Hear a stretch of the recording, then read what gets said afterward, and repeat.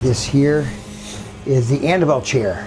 She used to sit in that. It's a voodoo doll from Africa behind you. It will take lives, and this is called the shadow doll. Everyone always says Annabelle is the most famous thing in this museum, obviously, but she's not the most deadliest thing in the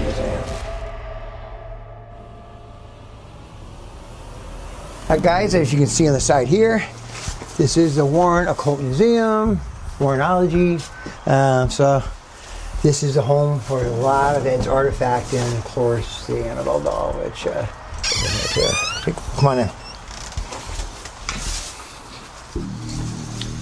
And this is it. You've seen it in the movies, like, you know, they replicated it kind of, but I think Elton documented over 700 pieces in here, and these are all from investigations.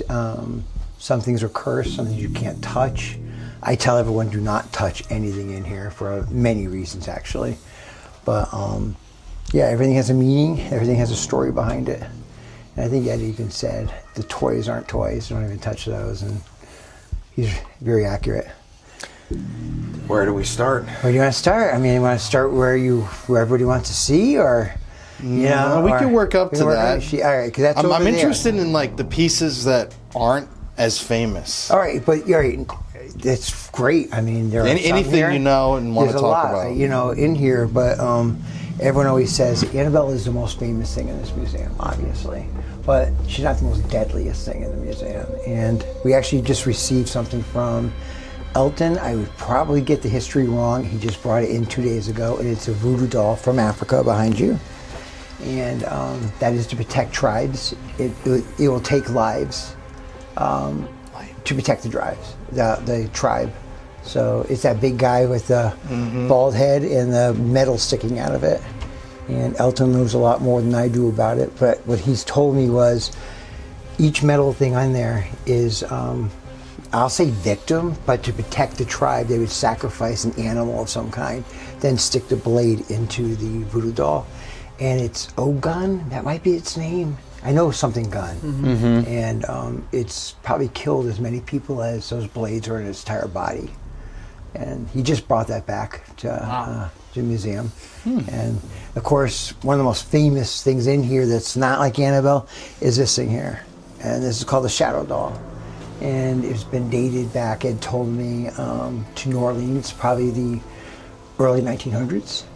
And how this thing would work would be if you wanted to kill someone, you would take its picture, and on back of the picture you would write a certain curse, which I can't give you unless you pay me. No, I can't give it to you, but there is a curse. You write it on the back of the picture, you seal it up in an envelope, you leave it for your victim to find.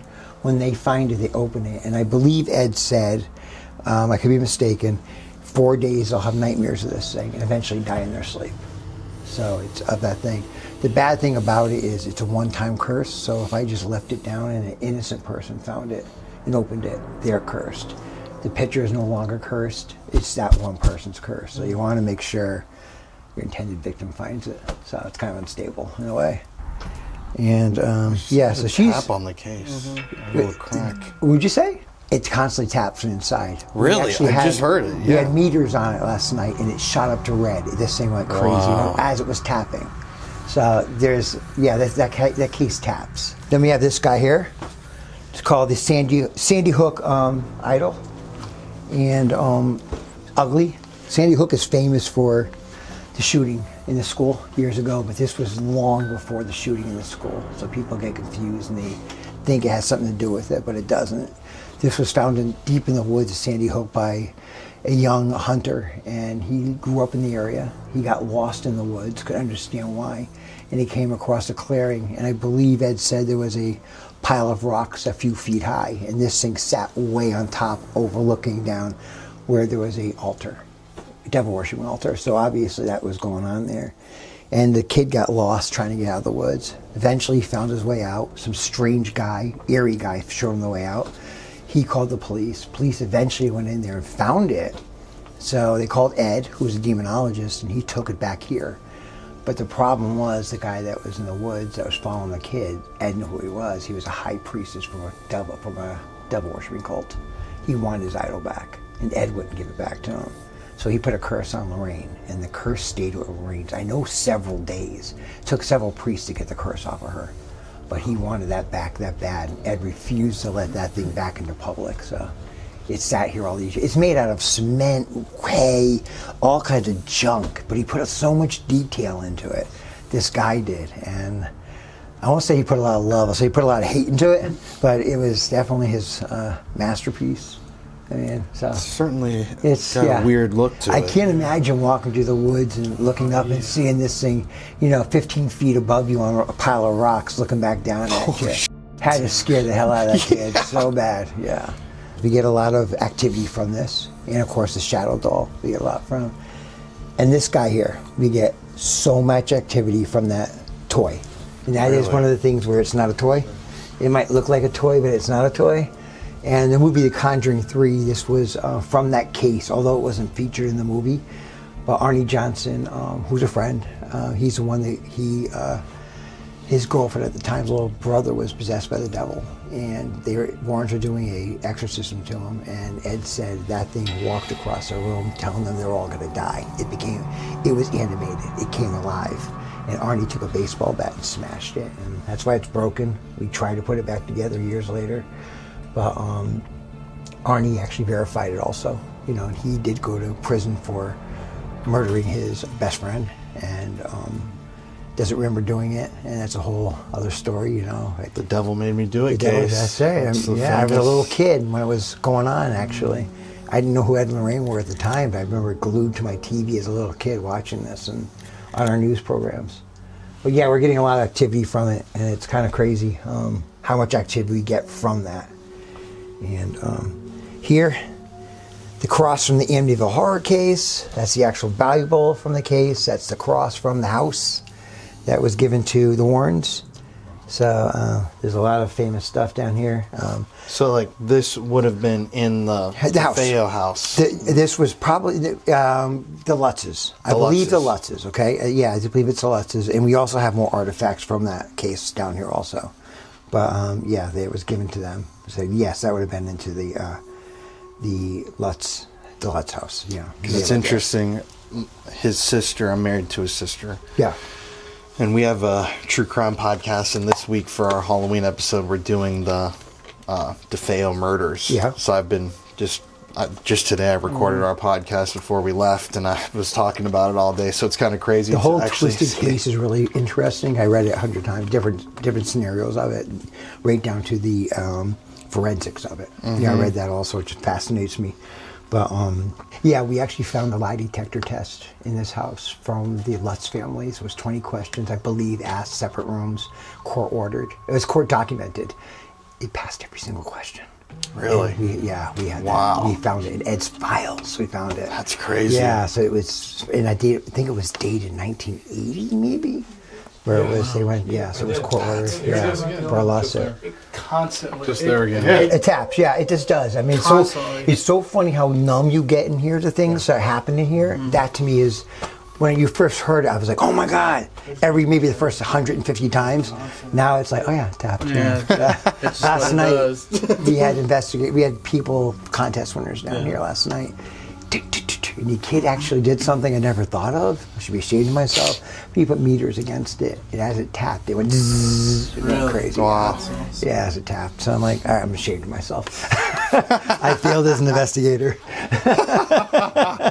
What's this little helmet next to the helmet? Like they're okay, right. They're gross. They're Halloween masks. Mm-hmm. But what they would do, and I don't know the word. Again, I'm failing as an investigator. Elton knows the name of it. You put it on, and you actually concentrate, and you become almost that character in your eyes, and super strong or whatever. Yeah. And crimes have been committed against other people with people wearing these masks, and there's a word for it. I don't remember what it is, but. These all masks were used during these crimes against people. And so the criminal would put the mask on to become that body. They would focus on that mask in the mirror, and they would actually take on the being of the mask you're wearing. And it's what kind of crimes are we talking here? Against people, one-on-one crimes against people, horrific crimes, against people, and so this is from, I believe, England, World War I. It's a shoe with a foot in it. and they found it in a wall, and we received it, and they said the foot actually taps. Boom, boom, boom, boom. And we've heard it tap before. We've had paranormal paracons, you can hear it tapping. The foot will start tapping. So I don't know what the hell's up with that thing, but it's just not a good thing. But it's a real human foot. That's a human foot in there. I had to fix it the other day when we were in the paracon. I had to take, because I work in pathology. Didn't bother me too much. Too much. I had to fix the bones inside the foot. That's crazy. I'm like, all right, I'm not crazy about this, but I'll do it. Podiatrist. Yeah, right? Yeah, right? Exactly. Yeah. Right? So what about like all of these items? So They're all from different cases. Everything, like when we investigated cases, a lot of times people just want to get rid of stuff. We receive stuff in the mail, how many times a week, Dylan, from strangers? And I'll show you a doll we received from Australia the other day with a 3-page note with it, and it's pretty amazing. And Elton actually reached out to the person in Australia, and they contacted him back with some more evidence on it. Wow. So every day, not every day, shouldn't say that, it's several times a week we receive things from, sometimes it's junk, sometimes it's incredible. So a lot of this stuff came from that, or it's from things that Ed collected in different cases. And a couple of them are just, Ed liked the way it looked, and put it up there. But realistically. it's like pretty much anything in here, anything you touch or look at, I should say, Right. is from cases, probably I would haunted. say 98% of the stuff. Some of it were, Ed loved Halloween, and sometimes he put a scary guy up there, and up there just to set the mood. Uh-huh. No, I understand Yeah, that. to set the mood. And he was a storyteller. He was very accurate, but he knew how to draw you in when he talked to you. And I always said that's part of his charm, some of this stuff. But that is probably my favorite thing. I don't know why I like that thing so much. There's a reason for it, though, is that's the New England witch doll. And voodoo a long time ago in New England was rampant. And what you would do if you're pissed at one of your neighbors or whatever, you would steal a piece of furniture from them. And you would actually make a gallows, which is under the glass dome. You'd steal some of their clothing or whatever you can get from them, hair clippings, whatever you can get. You make a doll in their name, hang it from the gallows. But the thing is, inside that dress is a hook. And with that hook, you'd get a piece of pork and hang it from that hook and put them outside of their bedroom in a tree, under the window, wherever it is. As the pork rots, they slowly die. Now, the cool thing about it is if you realize what's happening, you go out there, you find it, you pull the pork off the hook, you're saved. So you can actually stop that curse. That's probably why I like it so much. You can stop it. Stop it. Yeah, you can stop it. Yeah, you have to just realize that there's a piece of pork out there, your name on it. What's in these boxes? These boxes, actually, Ed used to have an artifact in there. It's not in there anymore, but I forgot which one it was, but it was probably one of the things we weren't allowed to touch, and he actually sealed it up.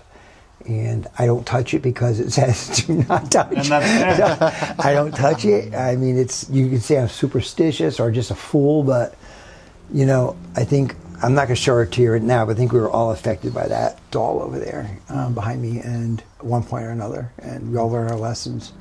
I always say to people, I don't respect her, but I respect the boundaries around her. And it's, but I'll show you her in a minute. Want to just turn around? I'll show you some other stuff. It's interesting too, like seeing like Spike used to kill a baby by its own mother, a sacrifice to the devil. Those are different cases. He read quotes from his books also, and from different cases. And you can always tell Ed's writing. You probably caught on now. Mm-hmm. Yeah. He loved writing in this like wiggly kind of fashion. Kind of a creepy font. Yeah. This is before we had computer fonts too. So, guy was ahead of his game, right? And really quick, a little trivia is when we leave this room, before Elton even bought the house, we always make sure all the lights were off in this room, and it was sealed up. And I was with Chris, someone from Nespar, another investigator, and he's pretty much in charge of things now. We walked in here, and we walked in that door, it was dark, that light was on, and he was pissed. He's like, oh my God, someone left a light on, you can cause a fire, blah, blah, blah. So we both walked around here to shut it off. It was off, but the weird thing was the light bulb was unscrewed. That was on. The only light on in this entire room was that light. We walked over it, the light bulb was all the way unscrewed. And we had that happen live stream, actually, the first night I filmed with Elton also. Wow. The light went off, looked at it was unscrewed. Yeah. So it screws electronics down here, it'll just screw with your head down here also. And this is Elton stuff. His newer stuff he's collected all over the place. I mean, it's kind of cool. We were investigating the other night, and I think that one of the devices kept saying, we had actually a laser stream over here and it kept getting broken. So we know something was over here. And the device kept saying, board, devil, board, devil. And Elton finally realized, oh my God, this afternoon, I just received that devil board. The device kept saying, devil board, talk on board, it kept saying. And so that kind of freaked me out a little bit when he realized. The puppet guys are not haunted, they're just really cool. He received them from a guy who collects oddities. And so it's kind of neat. He's collecting these, and he'll explain more because he knows about these, but from Africa. These were voodoo dolls from where he was in Africa. Actual voodoo dolls, not the cheesy kind with the pins, the actual ones. But when I say we received stuff in the mail, we received her when we got back from about 2 weeks ago. There was a package from Australia.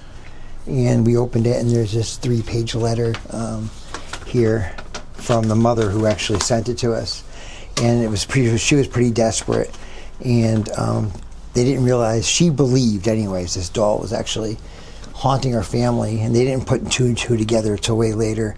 And the way I read the letter, it seemed like her daughter got cancer. She was in remission once the doll was gone.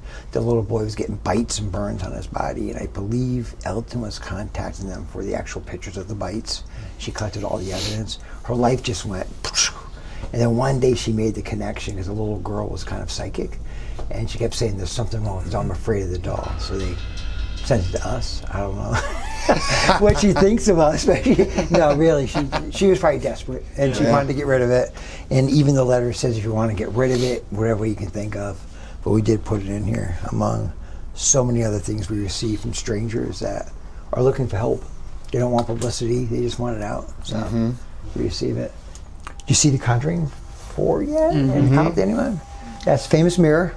It's based on, now this mirror never was in the Small House. What James Wan, he's famous for doing, great guy, but he takes 2 cases and combines them. And he took the mirror case and combined it into Small, which this was never in that case, but this is what that showed within the movie. A man actually went mad sitting in front of this thing trying to communicate with the other side. A red light, sat in the dark forever trying to communicate, and he claimed he broke through, but he went mad. And it ended up here after several people kept seeing faces looking back at them. Now we've had it on tour. People have taken pictures. Things have been looking out from the mirror. We get recordings from this mirror constantly. A lot of activity from this mirror. So this is probably one of the most haunted things in this museum. And what's the story of the mirror? Where did it come from? That's the man, he wanted to contact his dead relatives. He was obsessed with doing it. And so we sat in front of that with a red light behind him, staring at it. He slowly went mad. I mean, he had to be crazy in the first place, right? But he said it made contact, and it's actually working. And no one believed him. And then when the mirror went from house to house, they all started complaining that they would see things looking back at them, people. So he actually did break through. And this is where we're recording live, actually, with Elton and myself, and Nick was the cameraman, and you can watch it on video. Elton was standing there, I'm over there, and you see me turn around, I hear someone whispering over here. And we caught it on audio. We enhanced it and everything. It was coming from right over here. The entire sentences were coming out of that mirror. It's kind of freaky, huh? Yeah, right? So, kind of. And this is actually from Connecticut. It was an old organ. We're actually studying it now, trying to see how it works. It's been in here forever, but it's been covered up. We just rediscovered it, actually. And I think Elton knows a lot from this case. The building doesn't exist anymore, but it was a very haunted building. It would play by itself. And we're waiting for it to play, but it's an old organ that was built in, what's the year on there? I like glasses on, but it's 1873. So it's an ear pipe organ, so you need ear to make it work. Obviously, it doesn't work. I'm waiting for it to play. I wouldn't know where it's screwed when it does, but it played by itself, so over and over again until they got rid of it. It ended up in here. And Amityville Horror, that's actually a keychain that was given by the Lutzes to Ed from the house itself. I mean, it's so many small stories in here. Like all this stuff too, the skull of the right. Crazy. There's so much stuff in here. Again, some of it is like, a prop. He loved Halloween. blah, blah, blah, but some of it is cursed, and it was given during cases that he studied. I went with him one time years ago, and the state police called him, and there was sacrifice of animals. I think it was West Haven, Connecticut. And we went in this old rubber factory that's been abandoned for years, and there was an altar in there. There was robes in there. There was so much chicken poop on the ground, they actually took time to scrape a gigantic pentagram in there. Really? Yeah, that's how long they were in there for. And they found dead goats in there, and dead chickens. And I believe Ed said the next step was a human sacrifice. So when they discovered it by accident, the police got involved. It was, he probably saved a life by bringing this to light, and I believe it made the news and everything. But wow. It was one of the most eeriest feelings walking into a building with him and seeing this in the middle of an abandoned building that was massive. Right in the center of it was this altar in there. Do you know anything about this flag? No, I don't. Yeah, so Tony is actually going with us, we're retracing a lot of stuff. And like I said, this place was packed full of stuff until Elton got here, and we really tightened it up. We discovered a lot of stuff that were on walls that were behind pictures and stuff. Yeah. So we are doing research on every single item in this building. That's the Pearls of Death, and that was actually given to a bride as a gift, and it was passed down to the family, and she put it on. Actually, it started strangling her, and they had to pull it off of her, and someone else put them on, and that's when they had to break it off their neck. It just got so tight around their neck, it was cutting their air off. And it ended up here, obviously, along with false eyes they came from England. I remember when we received those, kid bought them at an auction. I don't know why he'd buy those, but he did, and he said he had severe nightmares every single night since he bought those. His mom actually sent them to us. And there's just so much. I mean, you want to see the main event, or I'll show you something really cool first, right? These actually here. The new edition. We just put these in here, and Elton saved them. They were outside, and the weather beaten the whole bit, but these are from a famous case in Bridgeport, Connecticut, the Lindsay Street case, and it was gigantic here. And these were from that home. They were... I don't know how Ed obtained them, but they were in the backyard for years. And Elton, being Elton, kind of saved them and brought them in here just the other night, and they're pretty amazing. This case is famous. It was, even policemen testified during this case, the refrigerator was rolling around on the ceiling. 1973? I'm going to take a guess in that year, 74. But people can look it up and find it. It's pretty amazing. The case itself, policemen testified what they saw in that house, and it was crazy. And so it was from that case. And before you show anything, this here is the Annabelle chair. She used to sit in that. You want to see her? Or? Sure. It's her. That's crazy. So I'll explain a lot of things to you, but that thing used to sit in that chair. And Ed told me the story himself. And it was, I'll say loose, I hate saying that word. There was no case yet.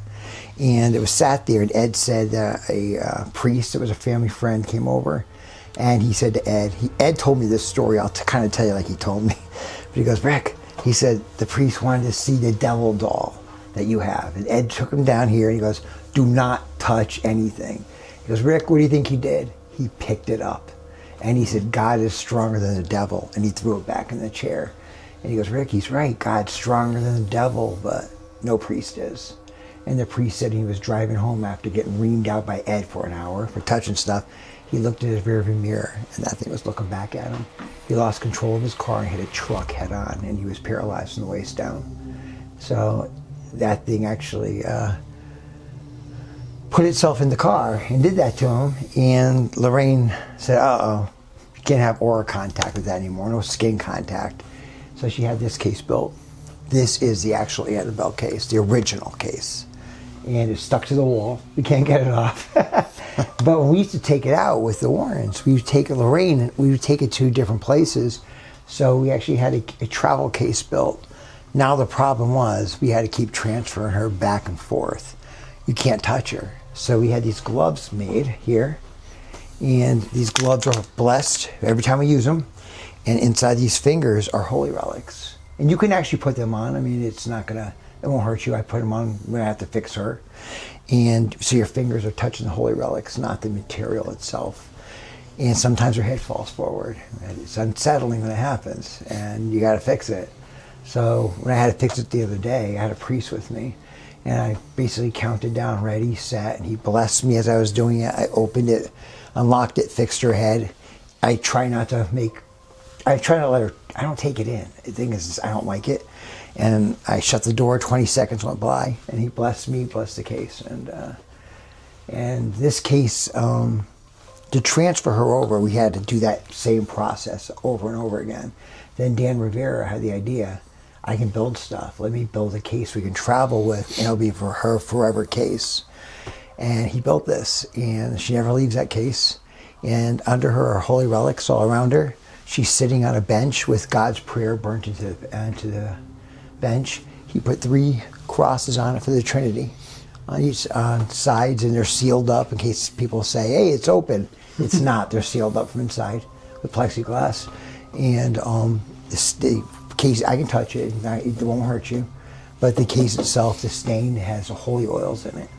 And when he stained it. So it's that we have it blessed constantly. Not constantly, but quite often. When it's on tour, it's like 4 or 5 times a day. We travel with a priest. And we try not to open it. And actually someone said to me, that sign, why does it say that? It says, warning, positively do not. And it's supposed to say open. But my response the other day when someone asked why I don't fix it, I said, I'm not going to spend 20 minutes of that stupid ass door open up trying to fix a sign. I'm not doing it. So I had the sign stand like it is. I'm like, just fill the blanks in. It says warning, positively do not. Just fill the blanks in. Just don't do anything. Don't touch it. Just keep it like it is. That thing, it's responsible, I think, for a few accidents and stuff. And I like to clear up to people that are watching this. She did not kill our investigator. He was our friend. He was like brother to a lot of us, and he was our main person. He knew how to handle her. Dan was sick for a long time, and for years, and we just didn't say that to the public because it was no one's business. But now the autopsy's out, you can say it. She had nothing to do with it. I don't like to give her the credit for something. I shouldn't even say her. For something it didn't do. It wants the credit, and it didn't do it. So online, when people keep repeating these false stories, it's heartbreaking.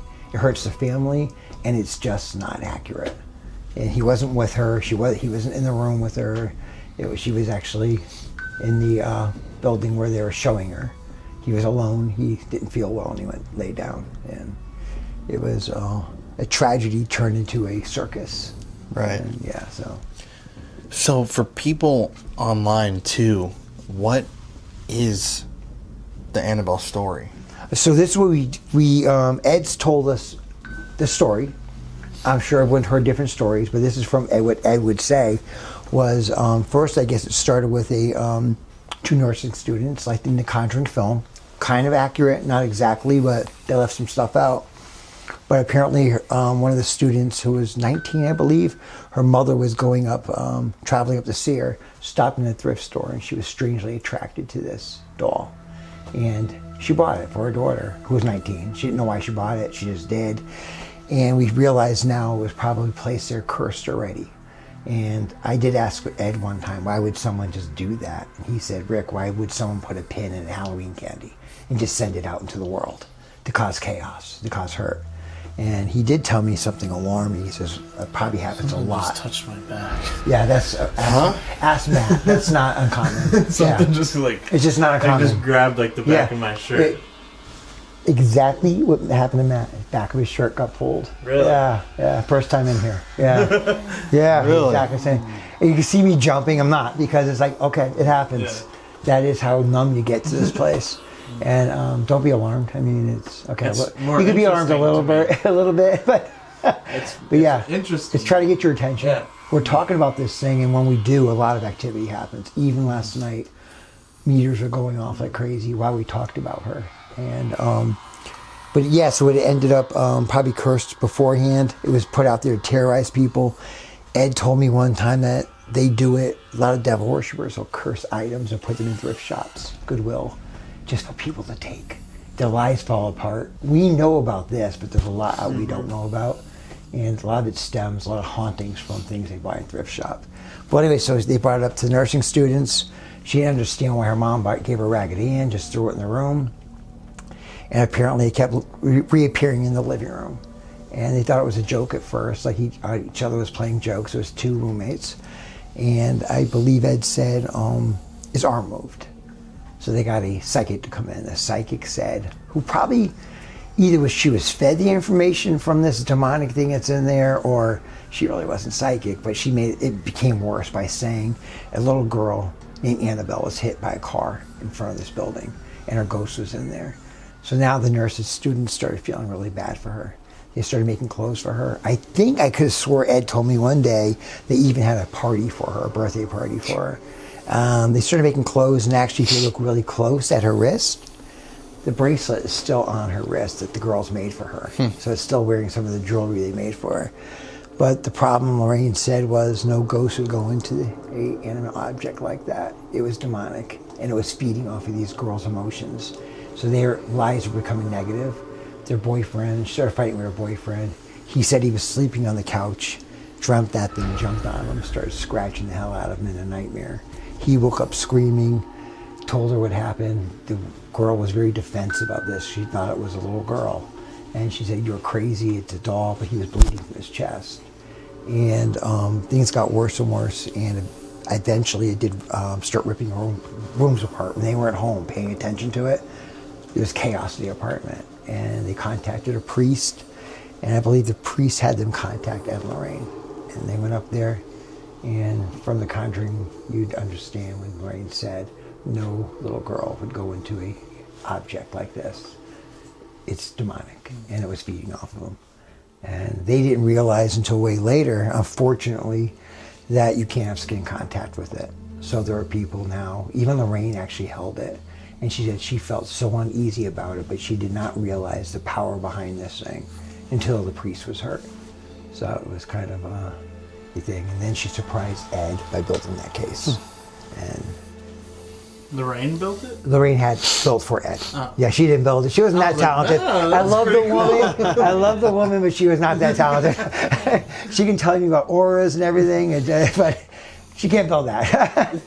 She can see auras, really, and I can talk really quick about her. Yeah. And I was very close, extremely close with both of them. I was even their pallbearer at their funeral. I was just very close with them. And she would tease me, and I'm not very religious. I'll be the first to admit it. And she even said, when we go in these houses, if you believe in a rock, that is your strength. Use the rock. But my family got freaked out because I was helping the ghost people. And I really didn't even know who they were at first, I'll be honest with you. I was their photographer, and I was an interviewer. And so I went up there, and I'm walking across. My sister got me a blessed cross. I put it on to shut them up. I had like a t-shirt on, a winter sweater over it, and a winter coat. It was snowing out. And I was actually meeting them in their parking lot of a restaurant around the corner, and Lorraine was grinning at me. And I said, "What are you grinning at?" And she said to me, "What did you do, honey?" She called everyone honey. Mm-hmm. And I'm like, "What?" And she goes, "Your spiritual aura is glowing all around your chest." And I said, "Lorraine, you can see this through my clothes." And I pulled the cross out. But then I proceeded to ask her, "What else can you see, Lorraine?" And she fell out laughing her ass off. But I'm like, "Oh my God, this woman can see through my clothes." But she laughed. Her sense of humor was incredible. People think she, was just this, medium that didn't. She had an incredible sense of humor also. So that was our humor we had with each other constantly. And, that's funny. That's kind of what I went through with my parents. I started doing the ghost hunting stuff with him. My dad's a pastor. He's like, "What mine's do not you do?" that bad. It was my brothers and sisters actually. They were on me. They were like, watch yourself with these ghost people. Then ghost hunters, whatever came out. Yeah. And then all of a sudden, I was working with doctors in Yale University or Yale Hospital at the time, but I didn't tell them what I did because I was embarrassed. I mean, I work with these crazy people. Then it got out what I do. And then all of a sudden the TV shows all started coming out, and all of a sudden we weren't freaks anymore. That we're like, wow, look what you're doing. But it was awesome. Yeah. So it was before it was cool. It really wasn't cool at first. I explained this to doctors. what do I do, what I'm doing here? But it's definitely an incredible experience with them. Absolutely incredible. What do they think Annabelle, for people online, was/is? We looked into it like crazy. I can't even tell you how many, I'll say hours, but if you add those up, it would be months. We looked in trying to figure out where it originated. We don't know. It is definitely a really, really demonic curse that's in there. We don't want to destroy it because Ed's theory was you're letting the genie out of the bottle. It's out there. And also, to study it, we'd have to have it open. We'd have to have someone that could, a medium with it. And Lorraine didn't even like being around that thing. So we're risking people's lives by studying it. So we don't know. It's almost impossible to find out. It's like, how do you trace something like that back? Because if someone out there can figure it out, let us know, because we spent countless time just trying to figure this thing out. But again, right down to a priest, to people, to innocent people. Each one of us, which I don't think even I like to get into it, because it's knocking. It's just, yeah, it's just, guys, you know what? That was a straight up two knocks. It's kind of funny. That was so loud. It's just what this place does, and I hate saying it, but I'm numb to this place. Oh, that gave me a chill. Yeah, that was so clear. We've had, like I said, voices come out from corners of this place, and the evidence we got down here, even with Elton, is absolutely amazing. And people say, "Oh, you're moving stuff around. Things a bit angry." It's contained down here in this basement, but it's we work hard at keeping it contained down here. How is it contained? And when you meet Wade, he'll explain it to you. And I don't want to. He does his own religious rituals to keep things contained down here. But I also believe that there's probably an entity upstairs. Like, I won't say Lorraine does not haunt this place, but her spirit, her aura does. I don't know how to explain it.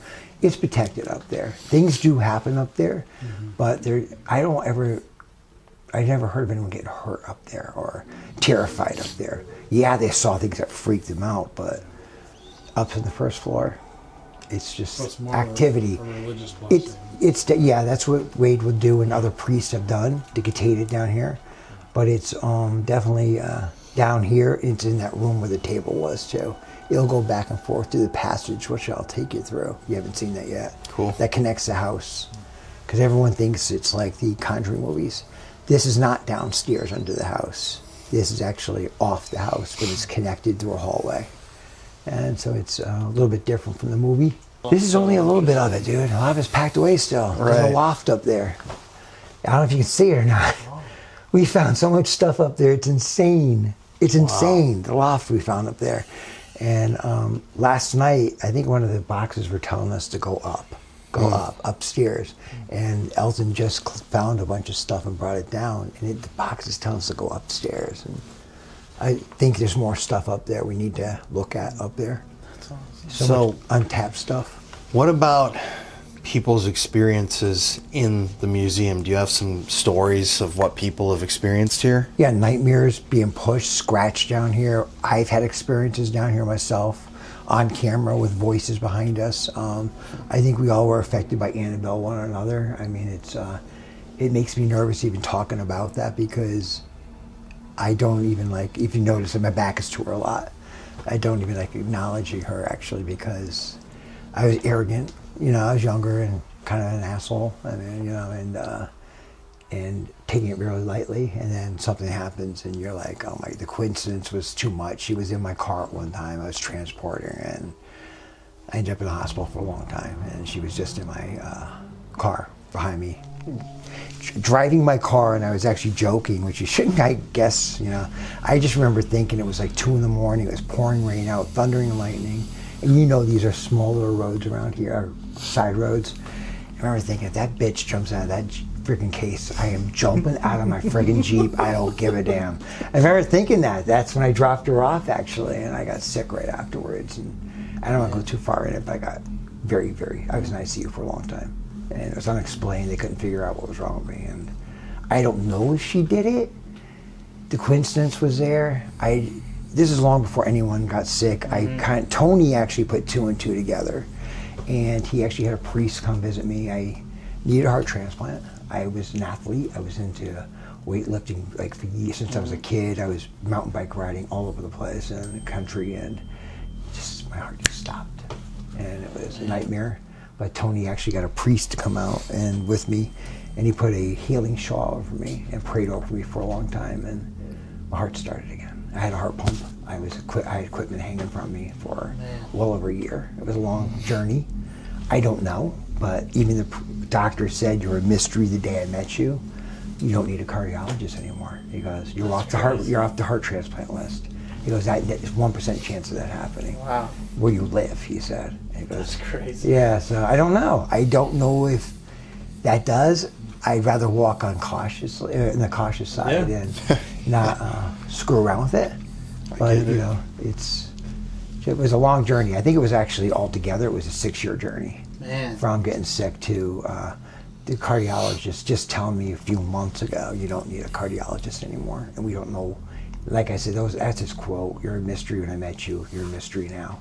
I don't get it because what's happened. To the point I did say, was I really sick? Because you were sick. I coded. Actually, how bad it was. I coded for 7 minutes. It was that bad. It was a nightmare. Well, we're glad you're still here. Yeah, so am I. But again, I don't know. I spent a lot of time down here. That thing was in my Jeep 2 nights before, and I was joking about it and stuff, and boom. Better be safe than sorry. Yeah. So it's definitely. Again, I don't know if she did or not. I don't want to give her credit even for doing it, but I just walked cautiously around her. You know, there was an alleged death down here years ago. Ed told me the story about the kid. You may have heard it. Motorcycle tapping on the glass, making fun of Annabelle. Ed threw him out. Ed was furious. Ed took this stuff very serious. He did have a sense of humor. You know, he was a great guy, a normal guy. But with this, he took it very serious. And he said he threw him out. And he said about an hour later the kid was dead from a motorcycle accident not too far from here. But my scientific mind always says, all right, he was an asshole down here. Maybe he got in his motorcycle and he was driving like an asshole. But again, the coincidence is here. So I don't know. You know, I never verified the story either. But I mean, Ed always told us that story. And of course, the priest that I told you about who picked the doll up. And Lorraine said that later on she realized she can see auras, that you should never mix your aura with that thing. She goes, it's a horrible aura on that, and you mix it, you're screwed. And so that was kind of the thing. And I'm sure the museum's been closed for, my gosh, I'm going to guess and say 2012 we closed it because of zoning laws. So not a lot of people have been in here outside of us. And but we used to have people come through here all the time. I think it's Dylan walking away, so that's a legit noise. But it's so it's I'm sure people have experiences. I hope they write and tell you in comments and stuff like that. But I'm sure they will. Yeah, I'm sure they will. Hope they do, right? And again, for people to say, I did ask Ed one time. So what do I say to people who said that's fake or there's no such thing as ghosts? He said, Rick, I say to him, I'm glad you don't believe. That tells me you were never afflicted by a haunting or that thing. Because I never want anyone ever to be afflicted by it. So if you don't believe, he said, it's fine. It's fine. I mean, it's, so I kind of liked his answer. It shocked me a little bit, but I kind of liked his answer. Because it's fine. Believe what you want. Sometimes you got to experience stuff. And I was one of those guys, you know. Dylan was one of the guys. He had to experience. He definitely did not believe when he first started helping us out here. And quickly he did, right? Very quickly. Now, when I walked out there, I heard the door creak behind me, and it didn't close. Yeah, front or the hallway? I heard it. I was sitting on the church pew, and all I heard was the door. What door? Creak open. You don't know what it was? Okay. I don't know, but I heard it clear as day. There was a door that creaked open. We've all been down here, and when he first started helping us, he really did not believe in it. I used to laugh. I'm like, all right, let him find out if there's something watching him from behind. And that is the number one complaint of people that are down in this room alone, is there somebody watching you. And even not even in this room, but you could be in where the table was, or we call it the furnace room, where the furnace is in there. And you feel somebody behind you watching you, and you feel them behind you. And to the point where I felt them on my back, where he first saw his first paranormal experience. So I mean, it's when you asked you feel when you're Yeah, I did. Right? I want to know what you feel when you walk in here. For me, you exactly said what I feel. I feel like I'm being watched. That's a feeling down here. And also, like, I'm the like where your sign says do not touch anything. It's almost like getting drawn into touching something. See, like almost being tempted. I don't know. I met you just like an hour ago. But a lot of people that are sensitive are drawn to things, and you got to be careful with that. Yeah. Because it can affect you, and we learned our lesson from that. And you are drawn to things, and you got almost like I'm shutting Annabelle off right now from behind me. Yeah. I just leave her behind. I'm not blocking her out. I'm just not acknowledging her behind me right now. Yeah. And that is what I kind of do down here a lot of times. Okay. So I don't scare easy anymore. I think at first I was so afraid I quit. Lorraine talked me into coming back. She's so sweet, I had to come back. Yeah. And I never was afraid again. It was more of my curiosity started to get to me, or the intrigue of what hauntings are. Right. Why is this happening to us? And I work at Yale University, like I said, scientific minded, and I try to figure it out. So you mentioned, though, you had a lot of people have like a commonality when they came in here and felt. You said what? What was it? Seeing, watching, and also the air is heavy sometimes down here. So bad you can't stay in here. Yeah. It's not always. Right now I don't feel it, but the looking is the number one. But seeing and watching. Someone's watching. Okay. And people can say, "Oh, I am." You're maybe you're getting psyched out by all this stuff, right? It's happening in the furnace room. Like I said, there's no artifacts in there, but it's connected. It's happening in the basement, where you feel like something's so that's definitely what I feel. Yeah, and strangers have said it. Complete strangers coming here for the first time. And sometimes I think, all right, you're getting psyched out, but one after the other. And there's obviously faces and so forth that are facing inward towards us, but there's also objects that don't have a face. Well, right, and I think you're probably a reasonable guy. Yeah, all right, but you know that feeling when you're being watched. Right. Yeah, exactly. It is and surrounded here. I can feel it. Yeah, I feel it. I can tell you since I felt that tug on my jacket. It feels like there's someone like standing on my shoulder. Right, and there's a guy right behind you. No, he's not. But it's like he's not.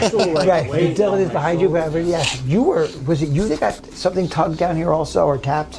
No, I got the back of my head palmed. That's what it was. Yeah, someone palmed the back of his head. Actually standing right about where you are. Yeah. And something just went like that to the back of my head, and then I just walked out. Matt got his shirt pulled down here on the back of his shirt. He accused Wade of doing it. Wade wasn't near him. Wade can tell you this story when you meet Wade. Being touched down here, different things. Oh, that may have been my water bottle. I'm so sorry. That was probably me. It was behind me. Oh, it was behind you? Okay, because I am holding a water bottle, so I don't know if it's making noises. But it's everywhere down here. And again, there's no one above us. People think from the movies that they're upstairs. There is no one above us. That is the loft and the ceiling, and that's it. The house is off a little bit. We don't. Thank God. Yeah. Well. Are there any other objects that we haven't covered that are interesting? Warner Brothers gifted us this from Annabelle Comes Home, and her head is actually okay. I'm not gonna try to fix her. Get on the camera move. Yeah, but she is looking down. She's awkward in this case, but that is not cursed. That is a movie prop. But it's a screen used one? Yeah. Oh, that's cool. I think they used 10 or 8. I forgot what he said from Annabelle Comes Home. And he gifted this to us. Now, why she's over here and not over there is because that is Annabelle from the movies. People think of her. And we're actually kind of cautious of putting her close to Annabelle because we don't want an effect. Maybe somehow get cursing her. Mm-hmm. And there's even rumors, you have 2 Annabelles. We don't have 2 Annabelles. People say it all the time. Online, there's only one Annabelle and that is it. We would never do that because, again, if we pretended something was Annabelle, slowly we're actually putting that curse into that doll ourselves by making it believe what it is. If you believe something hard enough, I believe that it can actually start something, an echo kind of. So that's a movie prop. That's not her. When I first saw her, when they said, that's Annabelle, I'm like, that's Annabelle. I said, who the hell would give that to their kid? Who the hell would buy that for their kid? That's scary than hell. But they wanted a scary element for the movie. There's some people that claim that Mattel, whatever the company, Hasbro, wouldn't give the rights. I don't know, but I know James Wan wanted something to set the mood. And that is the first shot of The Conjuring, is her eye up close and pulls away to set the mood of the movie. So it did it. So, you want to see the passageway? It's kind of amazing. Sure. Yeah. All right, let's go around. Yeah, she's pretty, huh? I just bought one. Did you really? Really? Not a screen use one. Yeah, that's an actual screen one, yeah. All right, so this is actually Passageway. Ed used to call it the Haunted Passageway because Ed was a lot of fun, you know. But he's actually right. It is a haunted passageway. It's not a joke. There's a couple of step downs here, so just be careful when you walk in. And Elton really fixed this up. This connects the house to the museum. And Ed was an artist. Elton found a lot of his work. Some of the stuff was already here. We dedicated this actually to Dan Rivera, who we lost, was one of our main investigators, a great guy. And that was his joke doll, so that's all that is. It was fun. Wade is an artist also. Wade painted Dan. And so a lot of these pictures you see here, we found a lot of these that Ed Warren painted, and we just found them everywhere. It was just amazing. And this is the famous hallway. If you watched our first live stream here, when Matt was here, and Matt was on the other side of this door, and this door started going like that to him. Really? Yeah, it's scary. I think Matt ran up the stairs. I think he touched 3 stairs running up the stairs. And I remember saying to him, you got to go back down. He's like, I don't want to. I'm like, dude, you just bought a house. You have to go downstairs. So, it's your house. Yeah. So you'll recognize this room. Watch your head. This is Thank you. where we were at before. This is our meeting room. And we had this door closed for, I'm going to guess, 13 years. And Elton actually opened it again and cleaned it out. It was filled with stuff. Mm-hmm. So the heart he put into this house is amazing. It's actually amazing, the stuff he's done to this home. And so it is. It is what it is. You can get more detail later if you want. Elton comes here. He knows so much because about this house. This was good. Yeah, I'm glad you liked it. But I think we're good, man. Again, we can film more stuff, and I couldn't show you everything at the museum because, first of all, your head was fried in there looking at all this stuff. But there's 700, I think, I'm going to get this wrong, 21 items on display in there. Plus the stuff he just brought in, which he'll tell you about, where his stuff was, the voodoo dolls. Ed loved Halloween, so he had a Halloween display there. And Elton had all this stuff, so we were in here the other day cleaning. We just came up with the idea, let's remove the Halloween stuff because people want to investigate in here. You can't investigate Halloween props. So we carefully moved them to Ed's office, which I didn't show you. I should have showed you, sorry. But we put Elton's new stuff on display in there, and he has a lot of cool stuff. Yeah, Ed's office is off the room. It really is just an office. There's a desk in there. Some of his old equipment's in there. It's kind of cool. I should have showed you. We can go back if you want to see it. I mean, sure. I know Elton will bring you back down, but it was Ed Warren's office. We might as well cover it while we're with you. Right? Then we can wrap it. Yeah. Go back out the I hate you door. missing this. I totally forgot about his office. Second trip through the tunnel. Right? I think they give me a freaking Caesar. You have that one. I have that exact. Yeah. Look at it. I'm like, oh my God, dude. Watch your step, guys, okay? Because I'm the guy who trips over it all the time. But yeah, we had the music box over there in the passageway, and I just kind of aimed it that way, as looking down there, and all of a sudden you see something peek around the corner. Go back again. It peeked around the corner again. The music box went off, the sensitive underground went off, and it was pretty amazing. Then, a few minutes later, it was in the box with Annabelle, and Elton was holding it was in the box. It stayed in there for about 3 to 4 minutes. You could literally see it in the box pushing upwards like it was trying to get out. It was amazing, actually. And it went on for about 4 minutes. So it's kind of crazy. Yeah, I would say. Ed's office is right behind you. It's kind of dark in there. I've got a light here for you. This was his office. We'd hang in here also. He kept all of his equipment in here. That's his Halloween stuff. We put back there so carefully, and we displayed it. There's a lot of books back here and a lot of files back here, empty files that Warner Brothers probably took on us. But not that it's bad, but they had to make the movies, so they took a lot of his backstories. So we hung his painting on. I remember Ed using that tape recorder. He was old school. that was his equipment, and we also had Lorraine. She was our equipment, and that was it we used. And so this was his office, and listened to tapes back here and things, and it was pretty incredible. It's cool to see their original equipment. Yeah, that is. Yeah, I remember the tape recorder. It's kind of funny. I mean, I remember us using that, and he also had these. There's the old tape recorder behind you. Yeah, cool. You strung the tape through. But he wrote a lot of books. That was how they made their money: conferences, books, and things like that. And some of his books are back here. We found manuscripts. We found first drafts before they were published. Demonologist before it was published. The draft itself, the type draft, with errors and everything, and the corrections and stuff.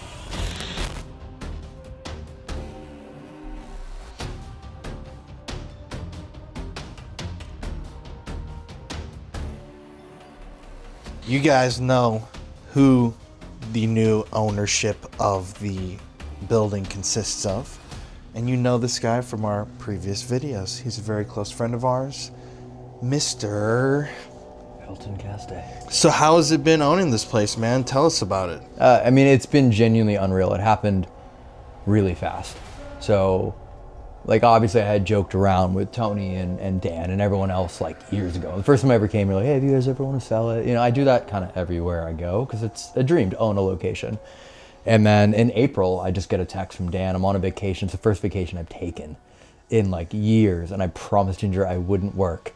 And I literally look at my phone and I see Dan, and it just goes, hey man, do you want to buy a house?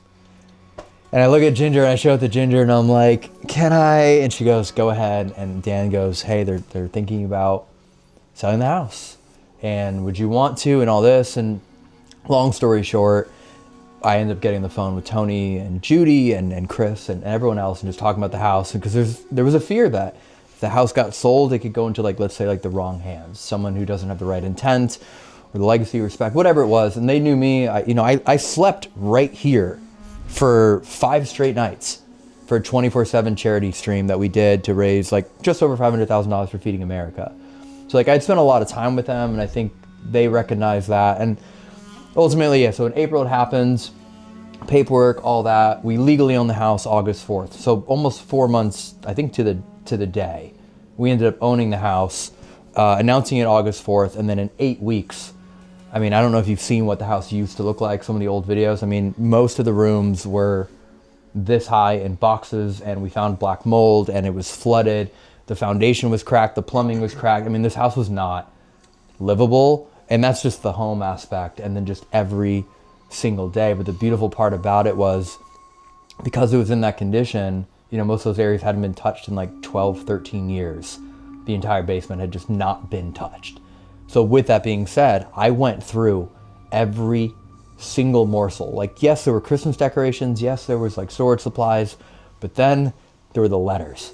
There were like the real letters, like to Lorraine Warren, to Ed Warren, and then from Lorraine and Ed to other people. And all of these incredible things that, like, had just never been documented. Like, I watched every documentary, every movie, every interview, and I always had these weird fascination with, like, people say they'd worked on 10,000 cases, and I'm like, well, how? Like, that doesn't make sense with time. Like, there's no way you're doing it. Like, even me, I was like, they said it, but how? And then I started realizing that they had thousands of letters of people saying, hey, I'm dealing with this in my home, what do I do? And they would write back. And like, hey, I'm dealing with this, what do I do? And they would write back. I have this item, like, what do I, like, and they would respond to all these people. And even if they couldn't personally help, they would send, the clergy, they would send a priest or someone else they knew in all these different places. So I got to read all these letters, read how they respond to people, the photos. I got to see all the checks they would write to charity. Like, I learned how not rich they were. A lot of people think they made a lot of money. And like, I saw their bank statements. I saw all their bank statements from like 2001 until 2019, like all of them. I learned a lot about them throughout this process that I think I'm very grateful that the house was in the condition it was, because it forced me to go through everything with like extreme detail. And I think just things that would have been lost along the way. And then that's allowed me to talk to Tony and Judy and ask deeper questions that we've had, off camera to understand more about, her parents. So I think like that process of owning the house itself has been unreal. The paintings I found Lorraine's paintings. I didn't even know Lorraine painted. and I found them in the loft, like literally right above you. They were up there, and I found all these like colorful like cartoon ones, and I'm like, this is nothing like what Ed painted. And then I found the plaque that said paintings by Lorraine Warren, and I was like, holy, like I didn't. And then even Judy was like, we haven't seen these in 40, 50 years. So like I've learned so much, and like I found the early, you know, his name's not Edward Warren, it's Edward Warren Miney. So I found the original painting signed Miney, like his very first stuff before he became Ed Warren, before he did Barn Door Studios. So like I've been able to go backwards. And I'm genuinely glad that you are the owner. Appreciate it. Versus like anybody else. Because I feel like you actually care. Like being friends with you for years now, like we know you. So yeah. No, I do. This is good, man. It's a home. You know what I mean? Like it's to me it's always Ed and Lorraine Warren's home.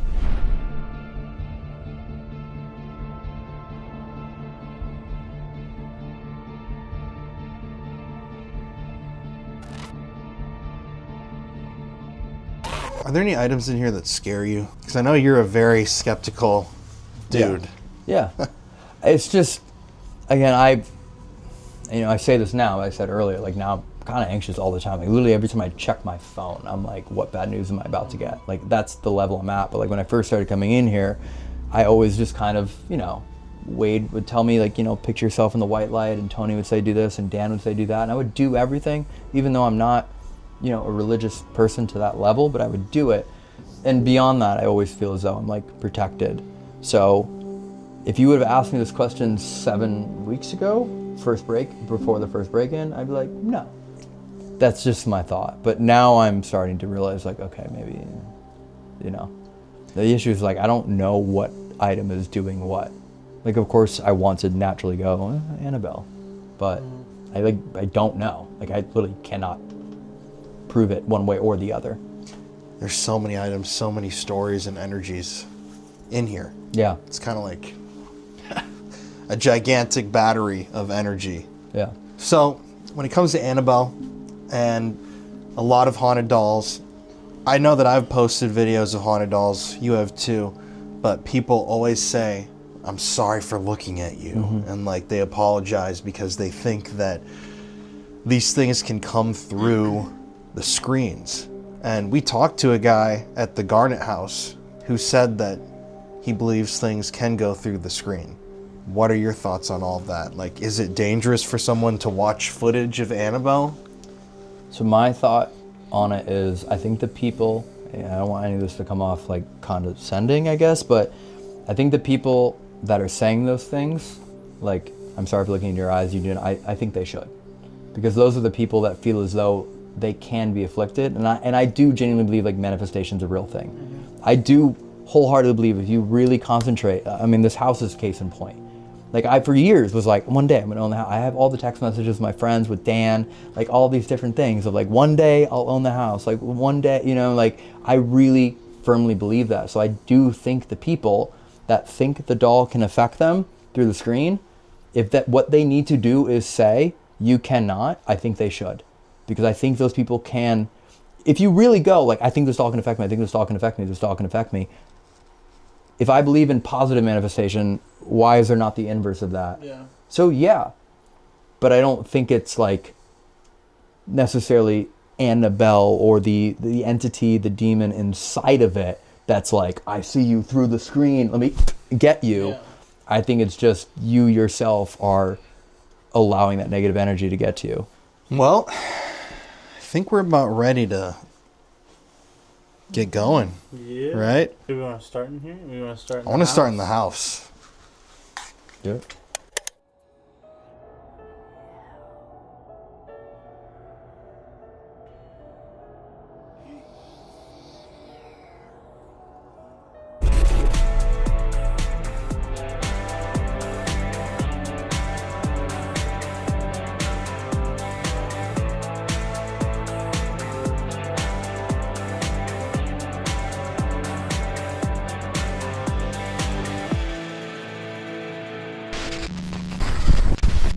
Hello.